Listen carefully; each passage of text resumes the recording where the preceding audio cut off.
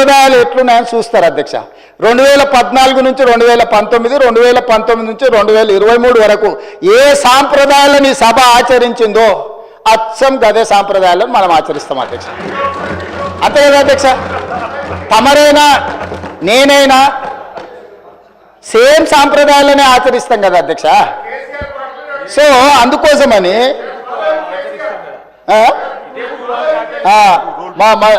Book కూడా rule book కూడా మారలే అధ్యక్ష. బుక్ కూడా ఇదే ఉంది. బుక్ వారు రాసిందే అధ్యక్ష. ఆ రోజు కమిటీ వేసి ఈ బుక్ ఎవరెవరు కూర్చొని రాసిండ్రు అధ్యక్ష. దీంట్లో పేర్లు కూడా ఉంటాయి అధ్యక్ష. ఉంటుంది పేరు ఉంటుంది. వాళ్ళు ఈ కమిటీలో ఎవరున్నారో కూడా ఇందులో పేర్లు ఉంటాయి అధ్యక్ష. అందులో మిత్రుడు వివేకానంద వీళ్ళందరూ కూడా సభ్యులే అధ్యక్ష. మేమేం అడుగుతాడో నడుస్తలేము. ఆయన అడుగుల్లో నడుస్తాం, మడుగులో పడతాం. ఆయన అడుగులో నడుస్తామంటే మడుగులో పడతాం, సడుగులు ఇరుగుతాయి అధ్యక్ష. అట్లాంటి వాటి చేయం అధ్యక్ష. సాంప్రదాయాలను పాటిస్తామని అంటున్నాం అధ్యక్ష.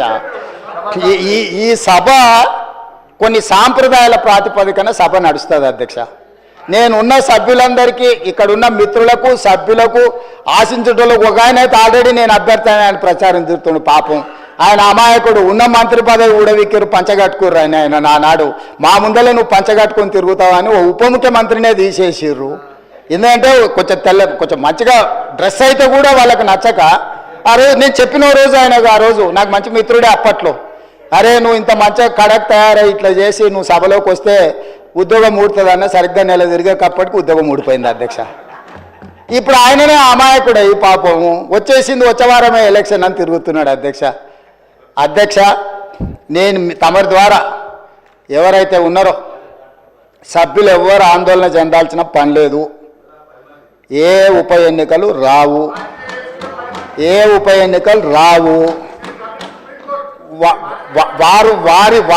ఎన్నికలు వారు కోరుకున్నా రావు. ఎందుకంటే ఒకవేళ వారు ఇటొచ్చినా అటొచ్చినా ఎటొచ్చినా ఏ ఉప ఎన్నికలు రావు. అక్కడ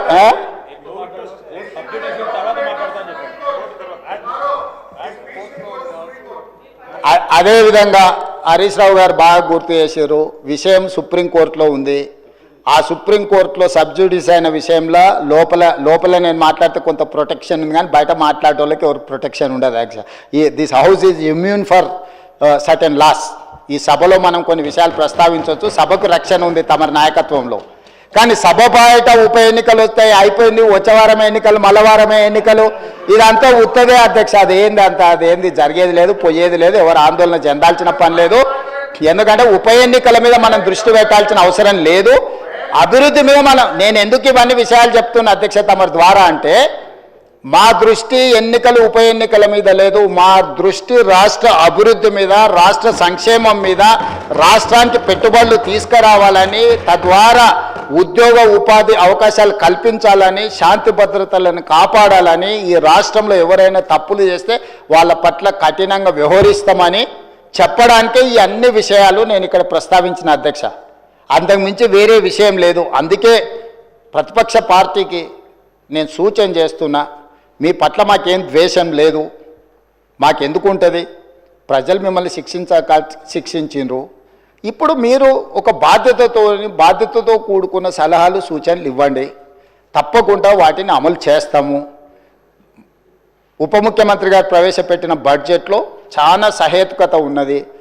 మిగతా విషయాలు, చట్టాలు, సాంప్రదాయాలు మా శ్రీధర్ బాబు గారు అనుభవజ్ఞులు, ఎప్పటికప్పుడు బుక్ చూపిస్తూనే ఉన్నాడు, విషయాలు చెప్తూనే ఉన్నాడు. కాబట్టి దయచేసి అందరికీ నేను అడిగేది, అదేవిధంగా అక్బరుద్దీన్ ఓవైసీ గారు కూడా కొన్ని అంశాలను ప్రస్తావించారు. నేను వాటిని డీటెయిల్గా మాట్లాడతాను. ఏ ప్రతిపక్షమైనా మాకు ఇచ్చే సూచనలే మేము డెఫినెట్గా ఓ సమయంలో నేను హౌస్లో ఉన్నా లేకపోయినా మీరిచ్చే సభ్యులు ఏదైతే కోర్ ఇష్యూస్ రేజ్ చేస్తుండ్రో వాటన్నిటిని నేను వింటూనే ఉన్నా, చూస్తూనే ఉన్నా. వాటిని పరిష్కరించుకొని ముందుకెళ్దాం.